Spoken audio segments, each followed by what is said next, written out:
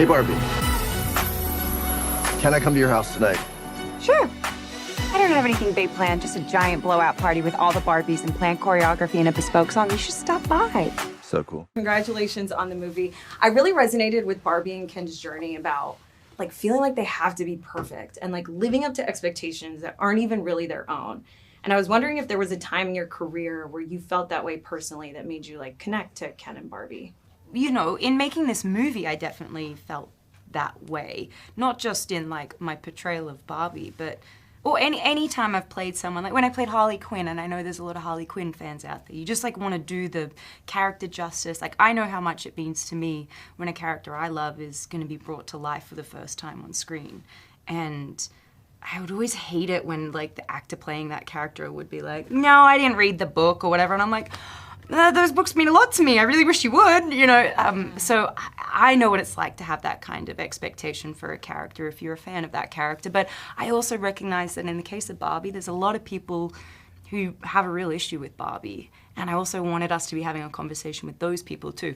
And then I also wanted to have a conversation with the people who feel indifferent about Barbie, where Barbie doesn't even register in their life and never has. And up until this movie, hopefully it hadn't, but this might change things. So I don't know, I guess, yeah, I definitely felt a certain sense of expectation and pressure around just delivering this movie and wanting it to hit so many people. This film, for sure, you know, it was such a, I mean, Margot had created this whole opportunity for everyone, and, you know, she had been working on this for years, and then obviously Greta had written like the best script I'll probably ever read, and it just felt so perfect. Everything was like just this like tonal symphony, and I was you know, didn't want to be the one thing out of tune, you know. So it was definitely a lot of pressure to sort of, it felt like a huge gift that they had given me, and so I wanted to sort of you know,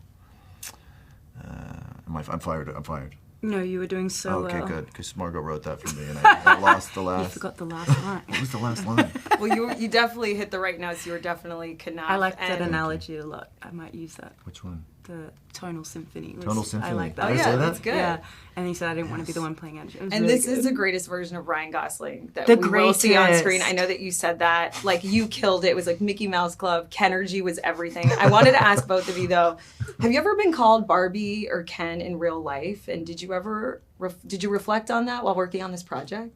Do you know what's so funny? Is I've worked, so Kate McKinnon plays our weird Barbie in the movie. Kate McKinnon and I worked together on Bombshell. And in one take on Bombshell, which actually made the cut of the movie, you know, my character's just like been revamped because she's about to do her first on-camera thing, and I come out and she goes, "Wow, anchor Barbie," and it made the movie. It's in the movie, and so yeah, Kate McKinnon's called me Barbie before. I've never gotten Ken. I don't think anyone ever saw this, but you and Greta. Yeah. So I don't know. I know I've never been called. Really, no one's ever said that to you? What's that?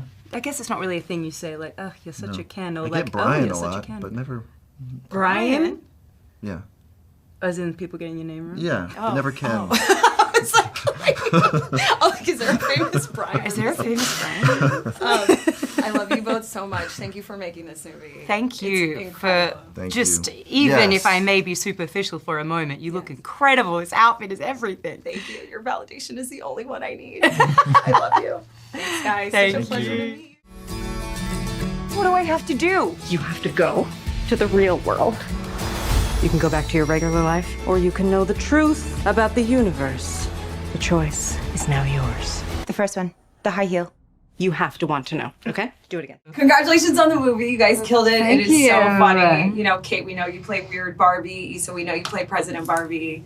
Michael, you play Alan, which is this Barbie doll that came out in the 1960s. And Alan always kind of like lived in Ken's shadow, I felt like. Yeah. Like he could wear the same clothes as Ken. But after watching this movie, I was like, Alan's cooler than Ken. You think so? Well, do you guys think Alan's cooler than Ken? Ken can't do that. Ken can't do in those high moves. school. Yeah, honestly. Ken was football guy. He's done. Alan peaks at 45. Alan knows how to make an omelet.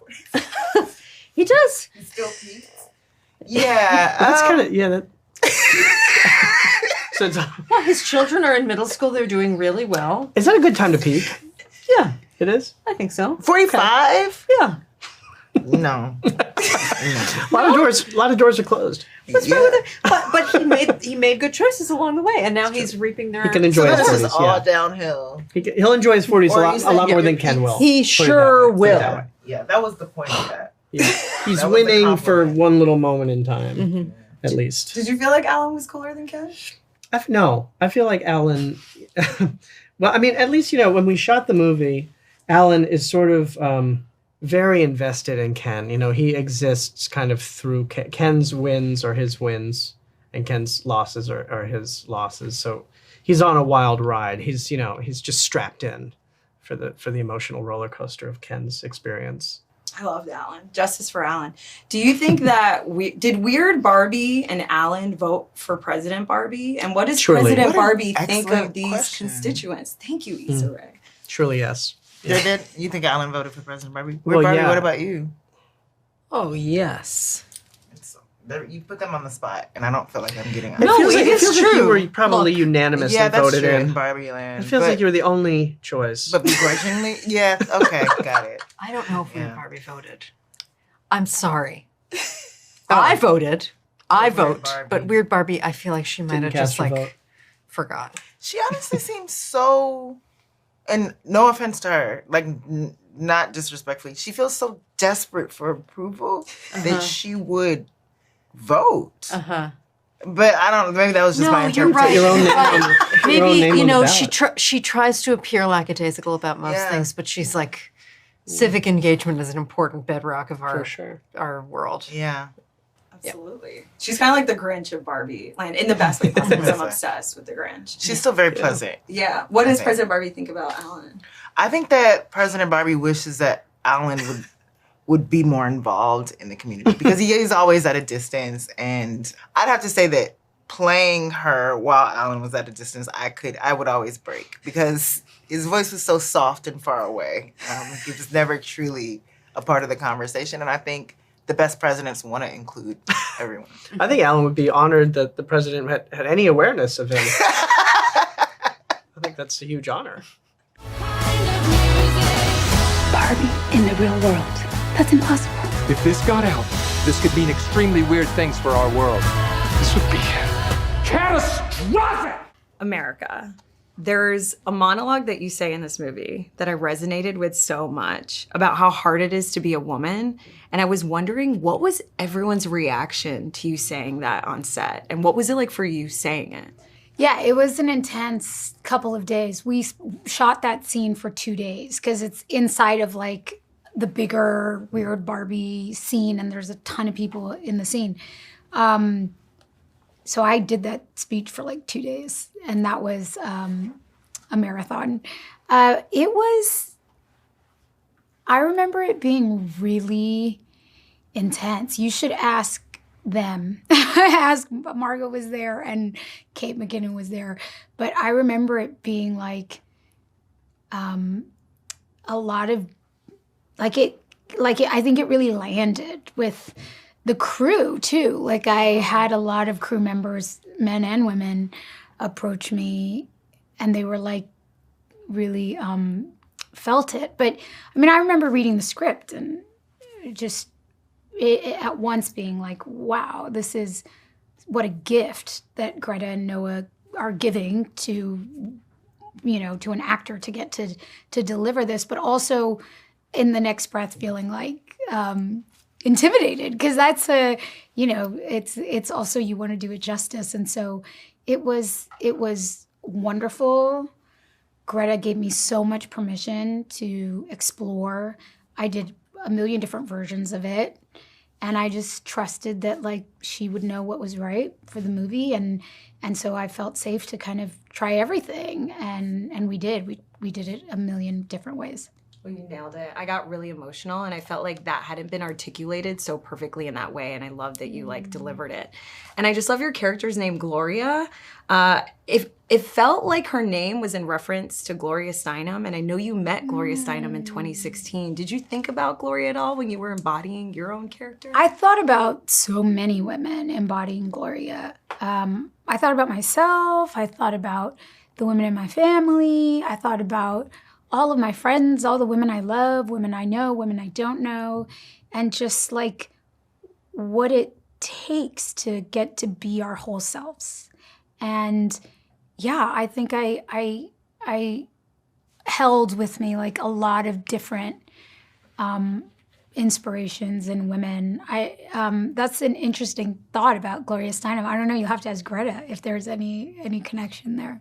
I remember last time we spoke, you were telling me about how growing up you didn't feel like you really resonated with Barbie or felt like you belonged in Barbie's world. And now you have your own Barbie. And I saw it. And I was like, I wonder how America's feeling right now. How did you feel like looking at your own Barbie and having your own Barbie? Yeah, I mean, it's surprising and deeply unexpected. I mean, I never ever imagined I would be in a Barbie movie. But it's not just about being in a Barbie movie, it's the way that I get to be in the movie. I get to be in the movie as a human person with all that I am.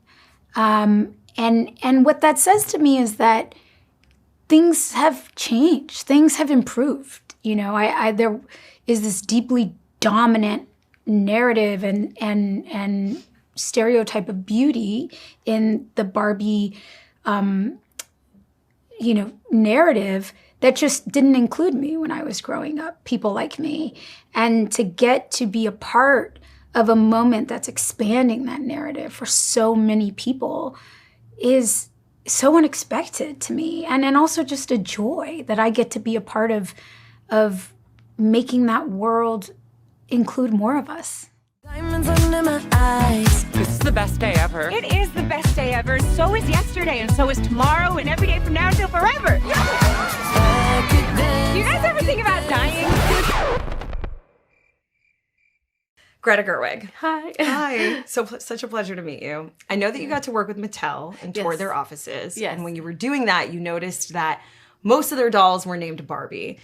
Yes. And I was wondering how you picked which Barbies would make it into the movie, like Mermaid Barbie and President Barbie, because she's had over 200 occupations, like rap musician Barbie, Yes. American Idol winner Barbie, Arctic Rescue Barbie. I mean, there were some constraints in terms of like, I wanted NASCAR winning Barbie. Like I wanted all the, at a certain point, people were like, we can't shoot this movie forever. So I had to, pick and choose. But I was just sort of astonished by when I did go to Mattel and they did explain to me that like Barbie is now occupied, the self of Barbie occupies all these women. And I was like, oh, that is so fascinating and interesting as an idea. And what about Ken? And they were like, the same thing is true of Ken.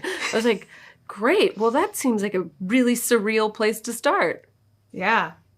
You nailed it because there's some special Barbies in the movie that I don't want to give away that just made me laugh so hard. Oh, good. Yeah. I also wanted to ask you about Gloria. Yes. Because I wanted to know if her name was in reference to Gloria Steinem at all, based on the journey that she goes on in the movie. Well, that's so interesting. I didn't even think of that. I think in a way, I haven't had the privilege of having daughters, but I get to name characters, and I've always loved the name Gloria. It's one of my favorite names, and I gave the name of Gloria to Gloria, and I remember actually when we were working on the movie, and I was kind of putting it together, and then somebody said about Gloria, they said, oh, she referencing her speech, they said it's the Gloria aria. And I was like, the Gloria aria, that's perfect. It is like an aria, like it's almost like it's sung. So I thought, well, that's the right name. Names are mysterious, but yeah, I also had a Gloria in my life who I loved. So, I love that. Well, I got to tell you, you wrote that speech out so perfectly. I talked to her about that monologue she's amazing. And how everyone felt. And it had never been articulated in that way, and I got emotional hearing that. So thank you so much for writing about how hard it is to be a woman. Also, though, I was going to say, I should say that I named it after Gloria Steinem because that's a much smarter answer. I'm going to steal that from now on. Take it. Because that's very... I wish I had thought of that. But America also just, she brought, when we started working on the character and working on that section, she also brought a lot of herself and her perspectives into it. And like, she made it hers in a way that when she performed it, everybody on set just cried all day. Because when she was doing it, it was like she was speaking, it felt like she was speaking for everybody. And there was something about it where I was just like, if it makes this group of people on the stage, and men too, feel what they felt, I think it will make audiences feel that too. And anyway, I mean, I've seen it hundreds of times and it still gets me